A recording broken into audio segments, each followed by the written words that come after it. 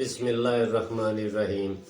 اسلام کے پہلے خطیب کے ساتھ کفار مکہ کی بدسلوکی۔ حضرت ابو بکر صدیق رضی اللہ تعالیٰ عنہ کو دیکھیے، ابھی اسلام کا آغاز تھا، صرف 38 آدمی مسلمان ہوئے تھے، مکہ کی بستی کافروں سے بھری ہوئی تھی۔ حضرت ابو بکر صدیق رضی اللہ تعالیٰ عنہ حضور صلی اللہ علیہ وسلم کی محبت سے سرشار تھے۔ حضور صلی اللہ علیہ وسلم سے التجا کی کہ مجھے اجازت دیجیے کہ میں لوگوں کو اعلانیہ آپ صلی اللہ علیہ وسلم کی رسالت کی اطلاع دوں اور آپ سے فیض یاب ہونے کی دعوت دوں۔ آپ صلی اللہ علیہ وسلم نے فرمایا، اے ابو بکر، ابھی ذرا صبر سے کام لو، ابھی ہم تعداد میں بہت کم ہیں۔ حضرت ابو بکر صدیق رضی اللہ تعالیٰ عنہ پر غلبہ حال طاری تھا۔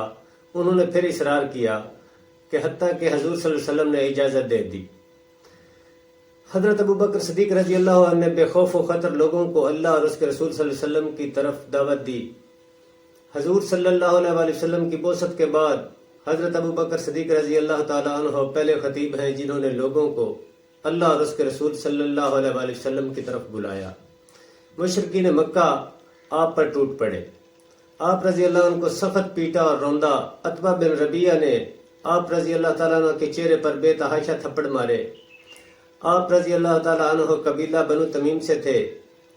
آپ رضی اللہ عنہ کے قبیلے کے لوگوں کو خبر ہوئی تو وہ دوڑے ہوئے آئے، مشرکین سے انہیں چھڑا کر ان کے گھر چھوڑ آئے۔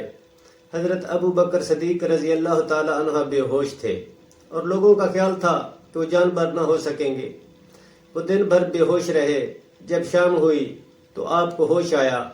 آپ رضی اللہ تعالیٰ عنہ کے والد ابو قحافہ اور آپ رضی اللہ تعالیٰ عنہ کے قبیلے کے لوگ آپ کے پاس کھڑے تھے۔ ہوش آتے ہی پہلی بات انہوں نے یہی کہی کہ رسول اللہ صلی اللہ علیہ وسلم کہاں ہیں اور کس حال میں ہیں۔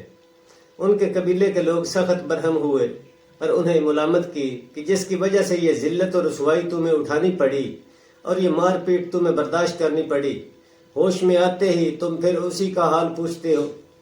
ان عقل کے اندھوں کو کیا خبر تھی کہ ان کی خاطر سختیاں جھیلنے میں جو لذت ہے وہ دنیا داروں کو پھولوں کی سیج اور بستر کم خواب پر بھی حاصل نہیں ہوتی۔ ان کے قبیلے کے لوگ مایوس ہو کر اپنے گھروں کو لوٹ گئے اور ان کی ماں ام الخیر سے کہہ گئے کہ جب تک محمد رسول اللہ صلی اللہ علیہ وسلم کی محبت سے یہ باز نہ آیا جائے، اس کا بائیکاٹ کرو اور اسے کھانے پینے کو کچھ نہ دو۔ ماں کی ممتا تھی، جی بھر آیا، کھانا لا کر سامنے رکھ دیا اور کہا کہ دن بھر کے بھوکے ہو، کچھ کھا لو۔ حضرت ابو بکر صدیق رضی اللہ تعالیٰ عنہ نے کہا، ماں، اللہ کی قسم میں کھانا نہیں چکھوں گا اور پانی کا گھونٹ تک نہیں پیوں گا جب تک حضور صلی اللہ علیہ وسلم کی زیارت نہ کر لوں۔ حضرت عمر رضی اللہ تعالیٰ عنہ کی بہن ام جمیل آ گئیں اور بتایا کہ حضور صلی اللہ علیہ وسلم بخیریت ہیں اور دار ارقم میں تشریف فرما ہے۔ حضرت ابو بکر صدیق رضی اللہ تعالیٰ عنہ زخموں سے چور تھے، چلنے کے قابل نہ تھے، اپنی ماں کا سہارا لے کر بارگاہ رسالت میں حاضر ہوئے۔ حضور صلی اللہ علیہ وسلم ان پر جھک پڑے اور انہیں چوما۔ حضور صلی اللہ علیہ وسلم پر سخت گریہ طاری تھا۔ اللہ کے لاکھ لاکھ رحمتیں ہوں اس عظیم و جلیل قدر صحابی پر۔ اللہ ہمیں ان کی صحیح اتباع نصیب فرمائے، آمین۔